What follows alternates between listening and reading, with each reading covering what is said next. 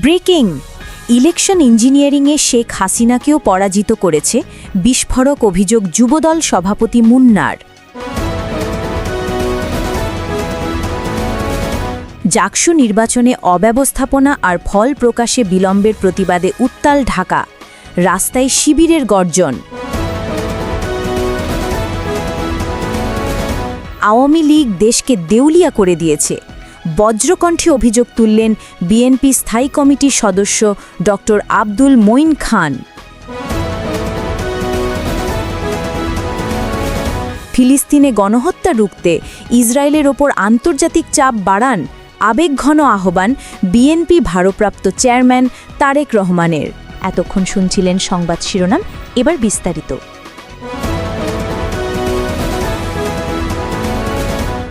রাজধানীতে উত্তেজনা।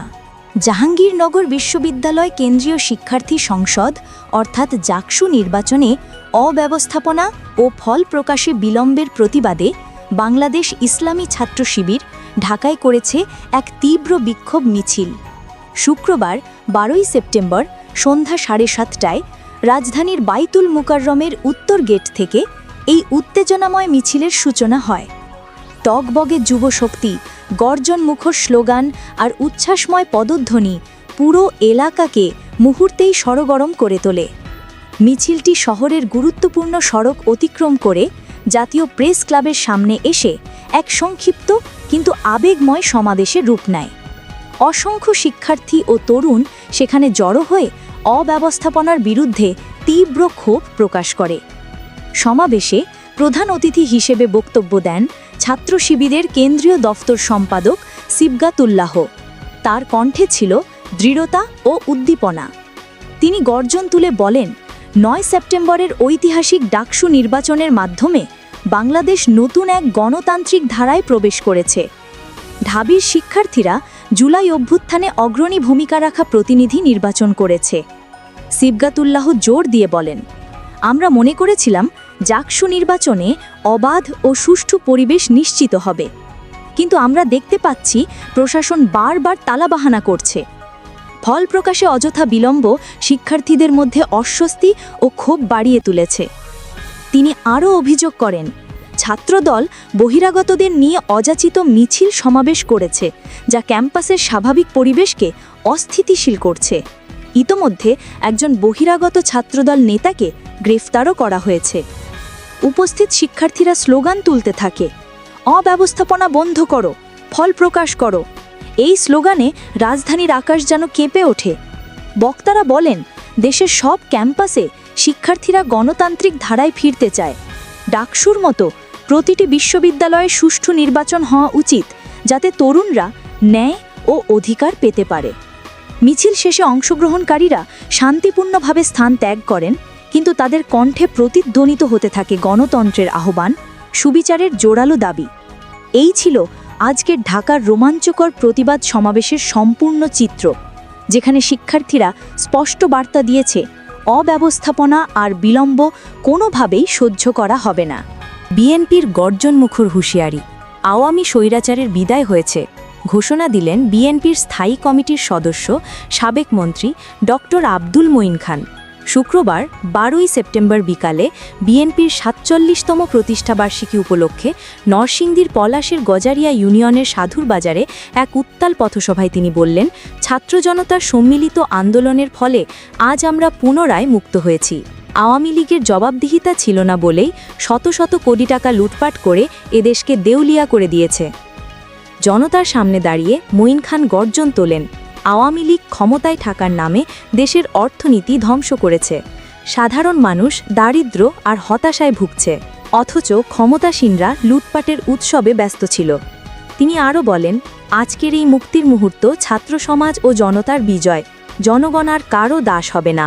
ইসলামের চেতনাই আমাদের সাহস দিয়েছে, সত্যের শক্তি দিয়ে আমরা অন্যায়ের মোকাবিলা করব। সমাবেশে চারপাশ থেকে স্লোগান উঠে আসে, দুর্নীতির জবাব চাই, লুটপাটের হিসাব চাই, আওয়ামী লীগ বিদায় নাও, বিদায় নাও। এই সমাবেশে উপস্থিত ছিলেন পলাশ উপজেলা বিএনপির সভাপতি এম সাত্তার, সম্পাদক প্রফেসর সাইফুল হক, যুগ্ম সম্পাদক বাহাউদ্দিন ভুইয়া মিল্টন, সাংগঠনিক সম্পাদক আবু বক্কর সিদ্দিক, গজারিয়া ইউনিয়ন বিএনপির সভাপতি আমজাদ হোসেন ভূঁইয়া শামীম, সম্পাদক নজরুল ইসলাম, ঘোড়াশাল পৌর বিএনপির সভাপতি আলম মোল্লা, সম্পাদক দেলোয়ার হোসেন, যুগ্ম সম্পাদক মহিউদ্দিন চিস্তিয়া, পলাশ উপজেলা ছাত্রদলের নাজমুল হোসেন ভূঁইয়া সোহেল, মুস্তাফিজুর রহমান পাপন, পৌর ছাত্রদলের আরিফুল ইসলাম আরিফ প্রমুখ। জনতার ভিড়ে ছিল উচ্ছ্বাস, ছিল আবেগ, ছিল অবসানহীন স্লোগানের গর্জন। একটাই বার্তা স্পষ্ট হয়ে উঠেছে, দেশ দেউলিয়া নয়, দেশকে আবারও ঘুরে দাঁড়াতে হবে। ডক্টর মঈন খানের এ বার্তায় এখন জনতার কণ্ঠে কণ্ঠে আওয়ামী স্বৈরাচার বিদায়, এবার সত্য গণতন্ত্রের জয়ধ্বনি। বিস্ময়কর ও উদ্বেগজনক সংকেত। বাংলাদেশ জাতীয়তাবাদী দল বিএনপির ভারপ্রাপ্ত চেয়ারম্যান তারেক রহমান ফিলিস্তিন সংকট নিয়ে একটি জোরালো বার্তা দিয়েছেন। শুক্রবার তার ভেরিফাইড ফেসবুক পেজে প্রকাশিত পোস্টে তিনি বলেন, পশ্চিম তীরে ইসরায়েলের নতুন বসতি সম্প্রসারণের পরিকল্পনা হৃদয় বিদারক, এটি স্বাধীন ফিলিস্তিন রাষ্ট্রের স্বপ্নকে কার্যত রুদ্ধ করবে। তিনি আরও বলেন, ইসরায়েলি সরকারের এই সিদ্ধান্ত শুধুমাত্র ভূজাগতিক সংঘাত নয়, এটি ফিলিস্তিনিদের ভূমি, সংস্কৃতি ও ইতিহাস ধ্বংসের দিকে নিয়ে যাচ্ছে। তারেক রহমান সাফ জানিয়েছেন, বেদনাদায়ক এই নীতিগুলো সরাসরি গণহত্যা ও পরিকল্পিত জাতিগত নিধনের মধ্যে পড়ে। তিনি আন্তর্জাতিক সম্প্রদায়কে সরাসরি আহ্বান জানিয়েছেন, ইসরায়েলি সরকারের উপর চাপ সৃষ্টি করতে এখনই এগিয়ে আসতে হবে, নিন্দা জানাতে হবে এবং বাস্তব পদক্ষেপ নিতে হবে। তার বক্তব্যের আরেকটি গুরুত্বপূর্ণ দিক হল, মধ্যপ্রাচ্য ও উপসাগরীয় অঞ্চলে লক্ষ লক্ষ বাংলাদেশি বসবাস করে, কাজ করে এবং তাদের সুরক্ষা এখন হুমকির মুখে। তিনি বলেন, এই কৌশলী স্থিরতা ভাঙিয়ে পুরো অঞ্চলকে এক গভীর সংকটের দিকে ঠেলে দিচ্ছে। আমি তাদের এবং তাদের পরিবারের নিরাপত্তা নিয়ে গভীরভাবে উদ্বিগ্ন। তারেক রহমানের দাবি, আন্তর্জাতিক সম্প্রদায়কে দ্রুতই একত্রিত হয়ে কাজ করতে হবে, নিন্দা জানাতে হবে, চাপ দিয়ে বসতি সম্প্রসারণ বন্ধ করাতে হবে এবং মানবতাবিরোধী অভিযোগ নিয়ে তৎক্ষণাৎ আন্তর্জাতিক তদন্ত নিশ্চিত করতে হবে। তিনি আন্তর্জাতিক বিচার আদালতকে উদ্দেশ্য করে বলেন, গাজায় যে ভয়াবহ মানবিক বলি হচ্ছে তার উপর দেরি না করে রায় দিন, কারণ তার কথায় ফিলিস্তিনিরা ইতোমধ্যেই ব্যাপক কষ্ট সহ্য করছে। তারেক রহমানের আপিলটি কেবল দূতাবাসিক সহায়তার জন্য নয়, এটি ন্যায়, আন্তর্জাতিক আইন এবং মানবতার প্রয়োগের দাবি। তিনি স্মরণ করিয়েছেন, বিশ্বজুড়ে বসবাসরত বাংলাদেশিরা সবসময় ফিলিস্তিনি ভাই বোনদের পাশে দাঁড়িয়েছে। ঔপনিবেশিক দমনপীড়নের বিরুদ্ধে আমাদের সংহতি অটল। এই সংহতি এখন আরও জোরালোভাবে প্রয়োজন। ব্রেকিং কল, বিশ্ব সম্প্রদায়ের প্রতি তারেক রহমানের মেসেজ শোনাচ্ছিল, মধ্যপ্রাচ্যে স্থিতিশীলতার স্বার্থে, মানবাধিকার রক্ষায় এবং আঞ্চলিক শান্তি বজায় রাখতে এখনই কাজ নিন। তিনি দারুণভাবে বললেন, বসতি সম্প্রসারণকে ঠেকানো না গেলে স্বাধীন ফিলিস্তিন রাষ্ট্রের স্বপ্ন মুছে যেতে পারে। ইতিহাসের এই অধ্যায় আমরা আর যেন না দেখি। নাগরিকদের নিরাপত্তা নিয়ে গভীর উদ্বেগের প্রসঙ্গে তিনি আন্তর্জাতিক সংস্থাগুলোকে আহ্বান জানিয়েছেন, শরণার্থী ও প্রবাসীদের সুরক্ষা নিশ্চিত করার জন্য অবিলম্বে পদক্ষেপ নিতে।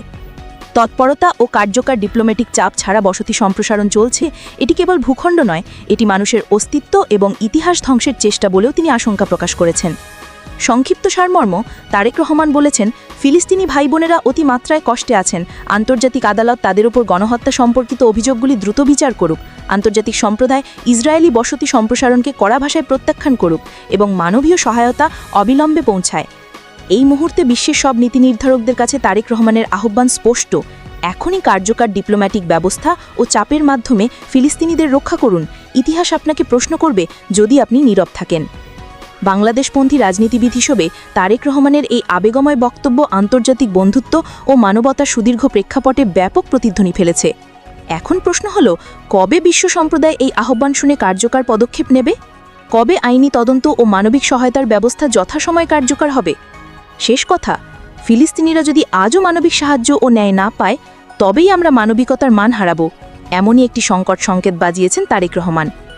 এই ছিল তারেক রহমানের সর্বসাম্প্রতিক আবেগঘন ও ন্যায় আহ্বানমূলক বিবৃতি। আমরা খবর রাখব, অগ্রসর সংবাদ আসলে দ্রুত জানানো হবে।